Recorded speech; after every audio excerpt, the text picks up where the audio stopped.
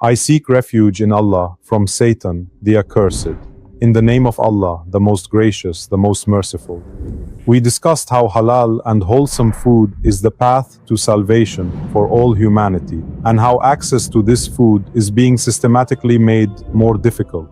We must make it one of our primary goals to return to our senses and escape this degradation that the West uses as a weapon of corruption. Otherwise, escaping this degradation will become harder with each passing day. We talked about the stomach and intestines, which are most exposed to the chemicals used in these foods. Now, we will discuss in more detail the living organisms within the intestines, which are a small part of creation but of vital importance to humans. The intestines are not just an organ, like a sewer pipe that merely carries what we eat and then serves to expel waste. It works in interconnection with all our other systems related to the rest of the body and is considered a critical center within these systems. The living organisms here have a population of about 100 trillion, and when they are in balance, they function almost like a balanced production factory. But with the disruption of this balance, problems can actually arise in all systems. As we mentioned before, these either serve us or harm us. This microbiota manages the entire chemistry of the digestive system. These intestinal walls are microbes that act as barriers. They defend and repair intestinal cells in the face of a problem. If a problem arises in the intestinal wall, it means these bacteria and the microbiota have weakened. After stating that there are trillions of microorganisms in our body, we said that these are not just living organisms or bacteria in the gut, but they also produce things and have many functions for the body.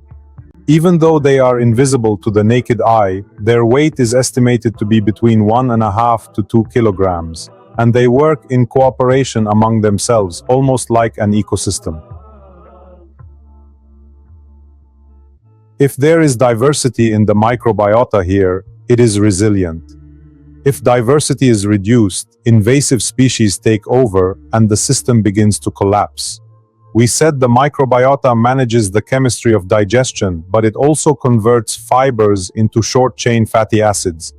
We said it nourishes the cells in the gut and repairs the barriers. In particular, it has been clearly determined that it also produces certain vitamins. They occupy the surface where harmful microbes would attach. They actually win the battle for space, and most importantly, the immune system is actually trained by the cells in the mucosa. They reduce false signals and also extinguish unnecessary inflammation. We shouldn't think of the flora as only related to food. Metabolism, hormones, mood, and even a person's decision-making threshold are affected by the state of this ecosystem. So therefore, the concept of clean actually becomes concrete and clear here, because the place where food passes through is the intestines here. That's why we can say that additive-free, moderate foods that are suitable for human nature do not disrupt that area, that ecosystem, and are used as food in cooperation with them.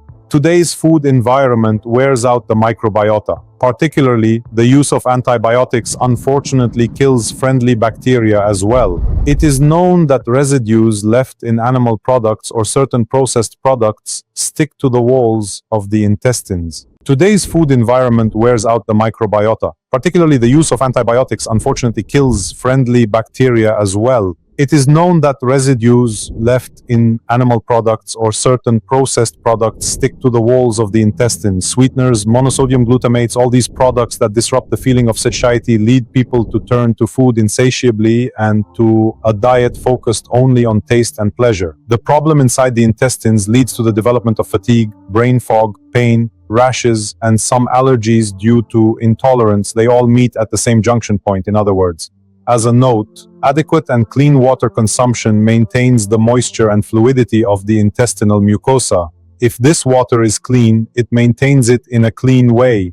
For microbes to live in balance, dehydration in the environment leads to a disruption of the balance. Fasting and moderate eating, in particular along with water, allow the digestive tracts to rest. So what should be the first daily filter at the table? We should have a short list. Specifically, we said that ultra-processed foods should not be present. We talked about paying attention to refined sugar and reading the back of packaging. We need to increase fiber and fermented food. We need to reduce plastic contact as much as possible. Particularly, antibiotics disrupt the ecosystem here, and great care must be taken with them. With the disruption of the flora, short-chain fatty acids decrease, insulin resistance rises, and it makes it difficult for people to lose weight in terms of the body storing fat easily. It leads to confusion in hunger and satiety signals, causing a constant need to snack. On the immune axis, when the barrier is damaged, the antigen load in the body increases. Autoimmune diseases found in the gut, such as Crohn's and ulcerative colitis, joint swelling, joint problems, and flare-ups occur. Rashes on the body can also be linked to this in the same way. This microbial imbalance also irritates the vessel wall in the same way, inevitably leading to hypertension or elevated values such as cholesterol and triglycerides there. Specifically, it has shown that the microbial signature in colon tumors is disrupted. When the microbial balance, the microbial order is disrupted, neglecting the flora also deactivates the early warning system, and this deactivated system can only be noticed much later in time. It manifests itself with low energy in the morning and a decreased tolerance threshold along with the disruption of the sleep system, because the primary production of serotonin begins to falter, causing fewer mediator signals to be sent. When we look at the nervous system, we can say that the intestines are considered the second brain, because it is known that this is the secretion site for many substances that the brain needs. Here, this vagus nerve between the brain and the gut mutually affects each other. Just as the gut affects the brain can also affect the gut in the same way. We said a large part of serotonin is synthesized in the gut. Dopamine precursors are also processed here, and when microbial diversity drops, the flow of neurotransmitters needed for the nervous system here is disrupted. Nowadays, people experiencing depressive fluctuations like anxiety, focus problems, impulsive eating needs, and especially their relationship with neurodegeneration are becoming increasingly visible. We know that in Parkinson's, known as an old age disease, there are actually inflammatory signals of diseases like Alzheimer's along with prodromal constipation and microbiota shifts.